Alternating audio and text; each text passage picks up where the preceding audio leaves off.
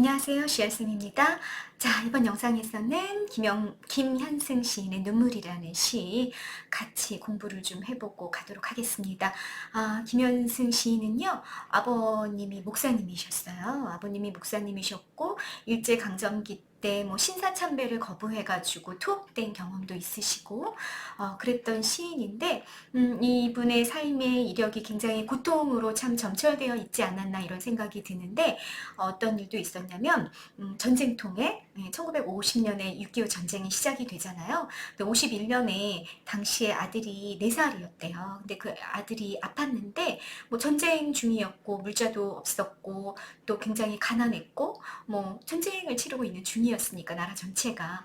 그래서 그 과정에서 아이가 4살짜리 아이가 변변히 약도 제대로 쓰지 못하고 그렇게 죽거든요. 그래서 그 어린 아들을 잃어버린 슬픔에 빠져있던 시인이 이 자기 아버지가 이제 기독교 목사님이셨기 때문에 굉장히 이제 종교적인 문화 속에서 자라왔던 거죠. 그래서 그 어떤 종교적인 심성으로 아이의 죽음을 극복하는 그 승화시켜가는 그런 시 한 편을 남기셨습니다. 그게 바로 김현승의 눈물이라는 시입니다. 네, 이 맥락을 좀 이해하신 상태에서 이 시를 좀 보신다면 이 화자가 슬픔, 눈물이라는 것에 왜 이런 가치를 부여하고 있는지 이런 것들 조금 이해하시기 쉬우실 것 같아요. 그래서 먼저 설명을 좀 드렸습니다.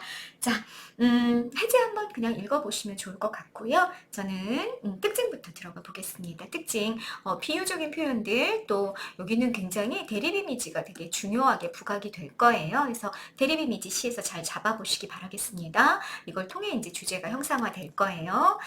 절대자, 기독교의 하나님이시죠. 절대자에게 기원하는 어조. 기도조라고 우리가 얘기하기도 하는데 그런 기원하는 어조와 경어체를 사용하여서 여기서는 어떤 분위기가 종교적인 시기 때문에 굉장히 경건한 분위기가 형성이 되어 있다라는 거 알고 가시면 되겠습니다. 기독교적인 세계관, 시련과 아픔은 인생의 성숙을 위한 신의 섭니다라는 게 기독교적인 세계관이다라는 얘기죠. 시련과 아픔이 있어. 그러니까 농부가 씨를 뿌려왔을 때 씨를 뿌리고 그걸 가꾸기 위해서 눈물을 흘리고 떼약볕에서 노동하고 이런 고통이 있어. 그랬을 때에만 결국은 결실을 얻을 수 있다. 이게 우주에 널리 퍼져 있는 신의 섭리다라는 게 기독교적인 세계관이란 말이에요. 근데 이런 세계관을 근거해서 대상, 눈물이죠. 눈물. 작품 제목이기도 한 거죠. 자, 눈물 여러분 집에죠. 상징이다. 제목에 있는 이 자연물 또는 사물 또는 이 제목은 지배적 상징물이 된다고 얘기했었잖아요. 이 중심시적 대상이 되기도 하고요.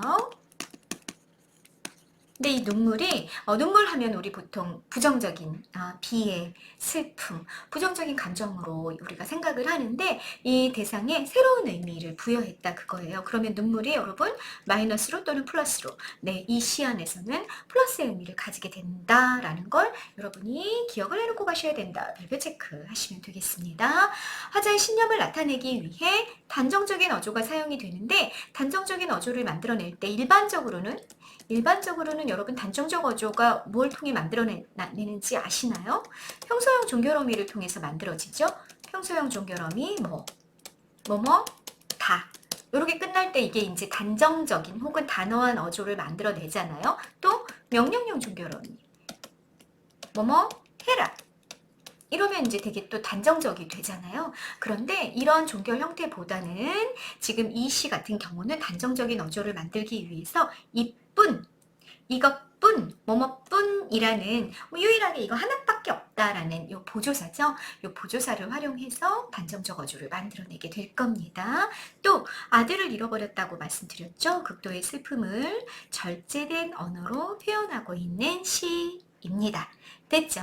그래서 성격으로요, 여러분 굉장히 종교적이고 명상적이고 상징적입니다. 어조 경건한 기도조라고 말씀드렸고요. 제재는 아들의 죽음이 제재가 되고 또는 눈물이 제재가 될 거다. 주제에 슬픔의 종교적인 승화가 포인트가 됩니다. 자, 요게 포인트다라는 거 기억하고 가시고요. 순결한 삶의 추구가 주제가 되어 있습니다. 자, 주제와 특징을 염두에 두시고 본문 같이 한번 읽어보도록 하겠습니다.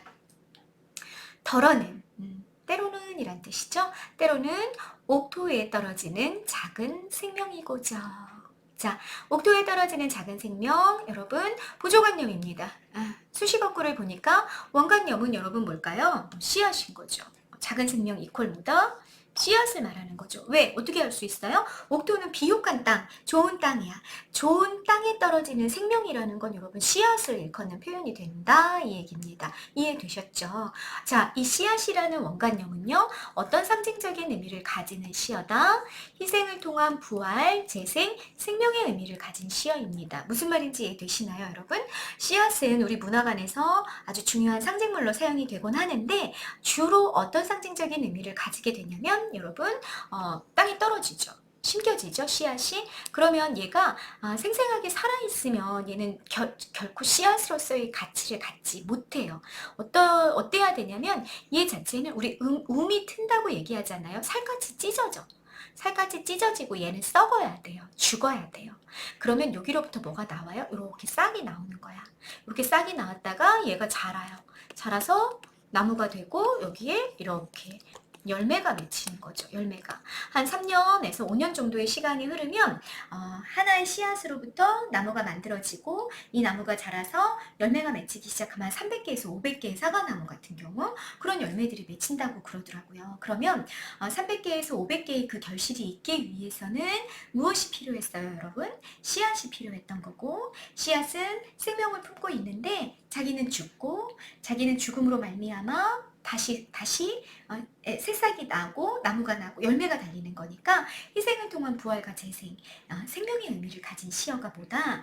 네, 씨앗이다 라는 얘기입니다. 문학적 상징이 이해가 되십니까? 자, 씨앗의 속성으로부터 이런 문학적인 상징이 나오고 있다라는 거 여러분 염두에 두시고요. 시인이 처음에 이렇게 시작하고 있는 거야. 씨앗을 생각하는 거야. 옥토에 떨어지는 작은 생명인 씨앗, 그것을 생각하고 있다 그 얘기입니다. 그리고 그 생명은 여러분 생명이고 싶다 얘기하고 있을 때 그 생명은 여러분 작품 제목인 무엇을 가리키게 된다? 다시 눈물을 가리키게 된다. 네, 씨앗도 떨어지고 눈물도 떨어지죠. 화강의 이미지로 이렇게 또 연결이 되고 있다는 것도 확인을 하고 가실 수 있겠습니다. 자, 때로는 나는 옥토에 떨어지는 작은 생명, 씨앗이고 싶다. 결국 그리고 그 씨앗은 뭘? 눈물로 연결이 된다라는 얘기죠. 결국 제목인 눈물은 플러스의 의미를 갖게 됩니다. 생명이라는 플러스의 의미를 갖게 되는 거죠. 일반적으로 마이너스야. 그런데 긍정적이고 이건 시인이 부여한 개성적인 인식이 되는 거죠. 됐죠? 그래서 눈물 이퀄 뭐가 되어 있다, 여러분? 눈물 이퀄 씨앗이자 씨앗이 갖고 있는 생명의 의미를 갖게 된다 라는 얘기입니다. 자, 일련의 비유 여러분 비유의 이런 방향이 조금 거꾸로 되어 있어. 그래서 선생님 정리해 놨습니다. 보십니다. 일반적인 비유에서는 보조관념이 구체적인 사물인 경우가 많아요. 예를 들자면 가장 대표적인 비유 한번 생각해 보실까요? 내 마음은 호수다 이렇게 했을 때 원관념은 내 마음이고 호수가 보조관념이잖아요. 그래서 보조관념인 호수는 굉장히 구체적이고 감각적인 사물이죠. 내 마음이라는 원관념은 조금 추상적인 관념이고요. 이런 관계로 맺어지는 경우가 일반적인 비유의 관계다라는 얘기입니다. 그런데 이 시를 보면 원관념이 구체적인 사물이에요. 눈물 혹은 씨앗. 이게 원관념이야. 이게 원관념이고 작은 생명이고저 했을 때 이 생명이 보조관념이 되어 있죠. 보이십니까? 그래서 보조관념이 추상적인 관념이고 원관념이 구체적인 사물이에요. 순서가 거꾸로 되어 있다. 실체적인 대상, 다시 말해 눈물 혹은 씨앗 같은 실체적인 대상을 추상적인 관념으로 비유해 놓고 있는 이런 비유가 독특한 비유가 확인이 됐다라는 것도 여러분 비유의 일반적인 어떤 순서와 관련해 가지고 좀 정리해 놓고 가시면 되겠습니다. 떨어지는 에 사용된 이미지의 종류 하강이고 소멸의 분위기를 만들어내는 거 아시겠죠? 소망형 종결어미 뭐뭐 고저 뭐뭐 하고 싶다 뭐뭐 하고 싶다라는 의미를 갖고 있기 때문에 소망형 종결어미 쓰였다라는 거 알 수 있습니다. 됐죠? 자, 화자가 때로는 뭐가 되고 있기를 원하고 있다? 옥토에 떨어지는 씨앗이 되기를 원하고 있다. 자기 희생을 통한 부활, 재생, 생명을 얻는 그런 것들을 꿈꾸고 있다라는 거 1년에 나왔습니다. 흠도 티도 금가지 않는 나의 전체는 오직 이뿐. 자, 지시어가 나오면 이렇게 시에서의 지시어는요, 여러분 기억하고 가세요. 제목을 가리키는 경우가 많습니다. 그래서 이 이쁜이 가리키는 건 뭐다? 눈물이다. 그 얘기인 거죠. 그러면 이제 눈물은 어떤 속성을 갖게 된다, 여러분? 흠도 티도 금도 가지 않은 거야. 흠도 없고 티도 없고 금도 가지 않은 거. 순결하고 온전한 속성을 가진 것으로 눈물의 의미가 부여가 됩니다. 부각된 이미지는 시각 이미지죠. 흠, 티, 금 이런 거 다시 눈으로 보이는 거잖아. 시각 이미지를 통해 눈물의 순수함과 온전함을 부각한 거죠. 그래서 눈물이 1년에선 생명의 가치를 부여받았고 2년에서는 순결하고 온전한 가치를 부여받았어. 3년으로 갑시다. 더욱 값진 것으로 드리라. 드리다 여러분 객체를 높이는 특수어죠. 그죠? 그러면 여기 누구에게 드리다? 신에게라는 객체어가 생략되어 있겠다라는 것을 우리가 추측하고 갈 수 있습니다. 더욱 값진 것으로 네가 나에게 줄 더욱 값진 게 뭐니? 신이 이렇게 나에게 물어보신다면 내가 더욱 값진 것으로 드릴 것은 내 가장 나중까지 지닐 거 그거 뭐다? 오직 이것뿐이다. 네, 절대자를 향한 화자의 경건한 자세가 여기 이 객체 높임의 특수어를 통해서 부각이 됐죠. 더욱 값진 것으로 드리라 하올지 화자의 경건한 자세가 부각됐습니다. 이해되셨죠? 객체 특수어 드리라 특수용어가 가리키는 객체어 당신이 됐고요.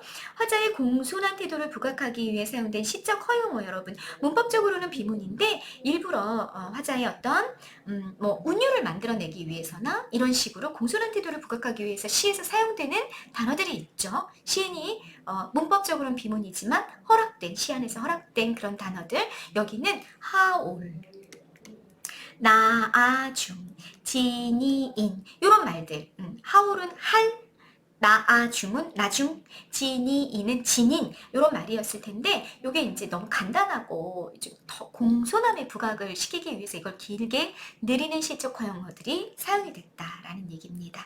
됐죠? 이 시적 허용어 같은 경우도 여러분 잘 보고 가십니다. 네, 그렇게 나의 가장 나중까지 지닌 것도 오직 이것뿐이다. 역시 지시어 뭘 가리킨다? 눈물을 가리킨다. 그러면 3년에서는 눈물이 어떤 속성을 가지게 됐다 여러분? 가장 순수하고 가장 값진 가치 내가 가장 나중까지 지니게 될 그 가치로서의 속성이 눈물에 또 부여가 됐습니다. 여러분 생각해보면 눈물이라는 게 그렇죠. 우리가 태어날 때 응애 울면서 눈물을 흘리면서 태어났어요. 죽을 때 우리 어때요? 죽을 때 이렇게 눈물 한 방울을 떨어뜨리면서 우리가 가장 마지막에 우리가 보여줄 것, 신에게 드릴 것 뭐다? 눈물일 것이다.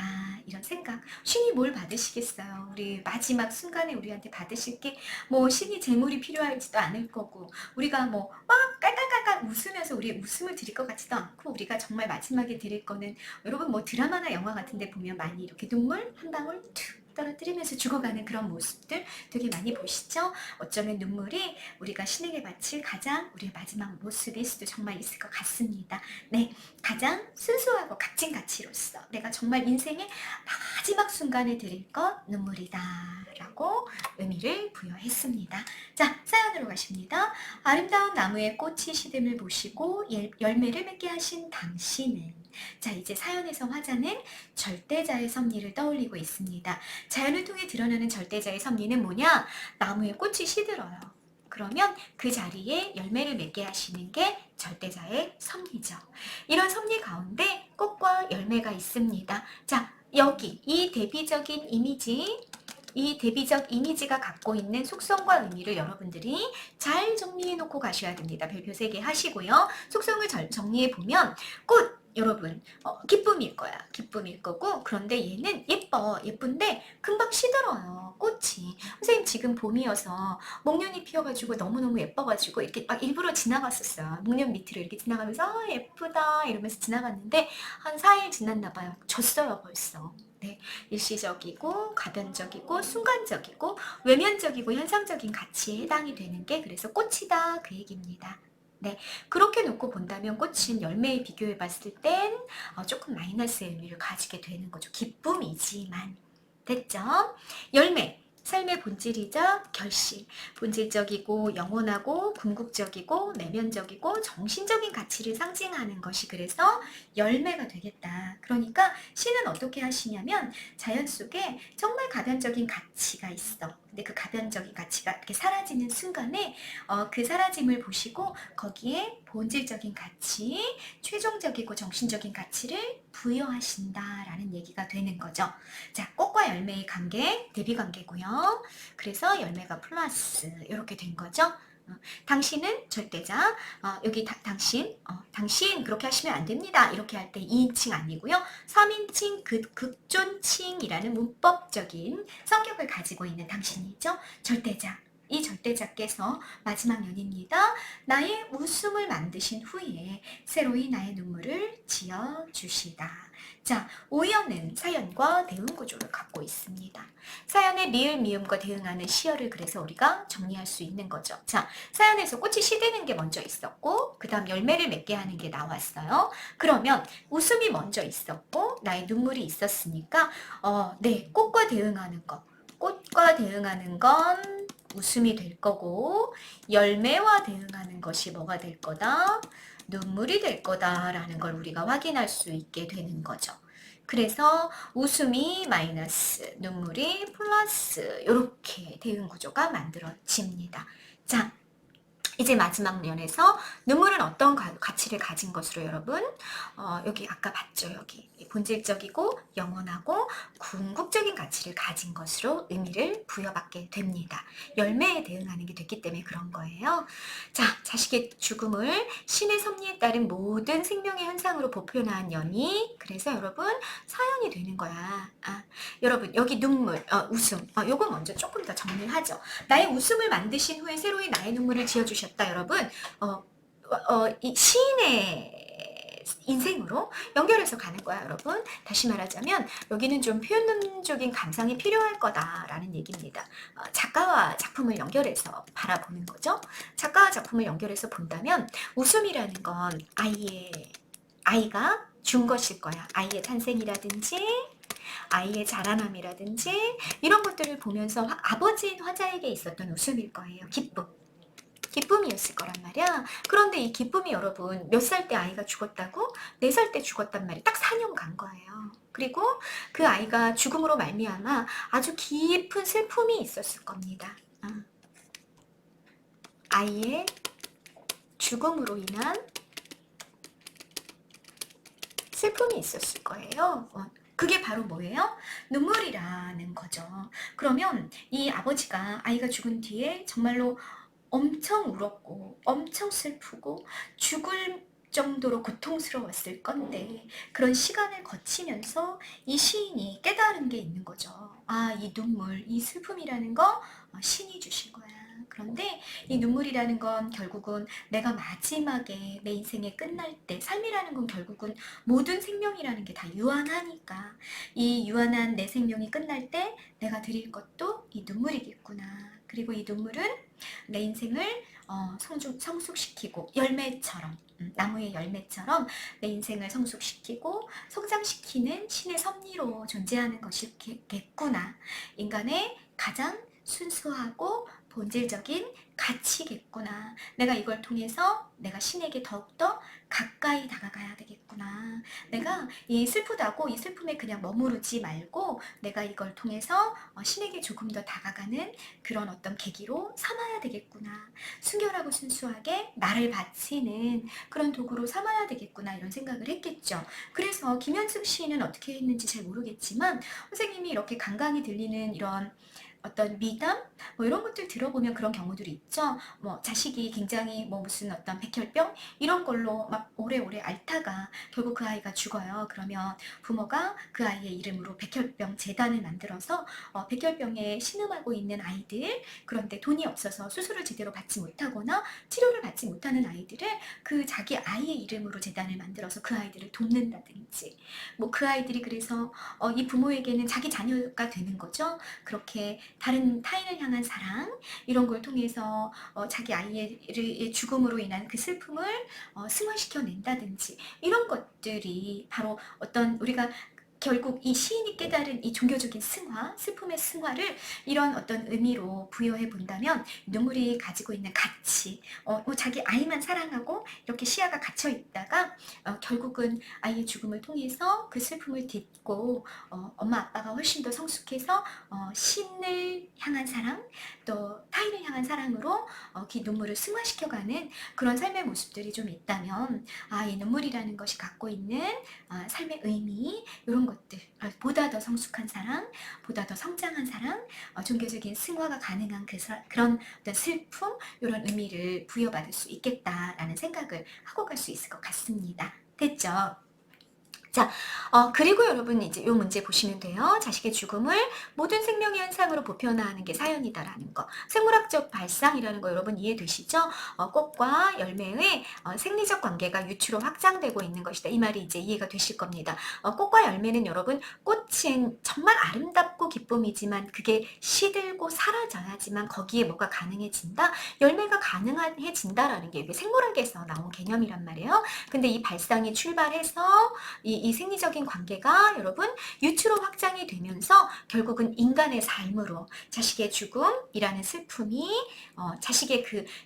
자기에게 줬던 그 웃음 뒤에 반드시 있어야 되는 어떤 눈물로서 이렇게 유추적으로 확장되고 있는 거, 비유적으로 확장되고 있는 거 확인할 수 있다라는 얘기입니다. 이해되십니까? 네.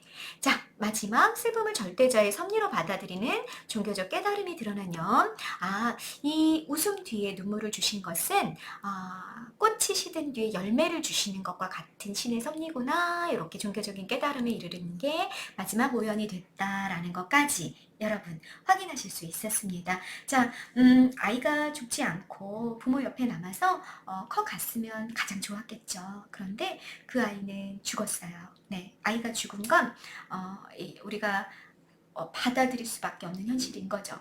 근데 그 현실 속에 파묻혀 있지 않고 시인이 그걸 종교적인 힘으로 극복해 나가는 그런 시가 눈물이라는 시입니다. 그래서 슬픔에 묻혀 있지 않고 그 슬픔을 종교적으로 승화시켜 가는 그런 정말 의지적이었던 아버지의 결단이 묻어나 있는 시, 그게 눈물이라는 시다. 이렇게 여러분들이 받아들이시면 될 것 같습니다. 네, 기독교적인 승화가 굉장히 돋보였던 시 한 편이었죠. 네, 여러분들 삶의 불행 이런 데 있을 때 이 시인이 한 것처럼 그 불행 속에 이렇게 파묻혀 있는 게 아니라 자신을 성장시키는 또 하나의 어떤 계기로 만들 수 있겠다라는 생각도 우리가 좀 해볼 수 있겠죠. 네, 김현승의 눈물이라는 시 한 편을 같이 한번 감상해 보셨습니다. 네, 꽃과 열매의 대비 중요하다는 거 여러분 잊으시면 안 되겠습니다. 네, 이번 영상 여기까지 찍겠습니다. 감사합니다.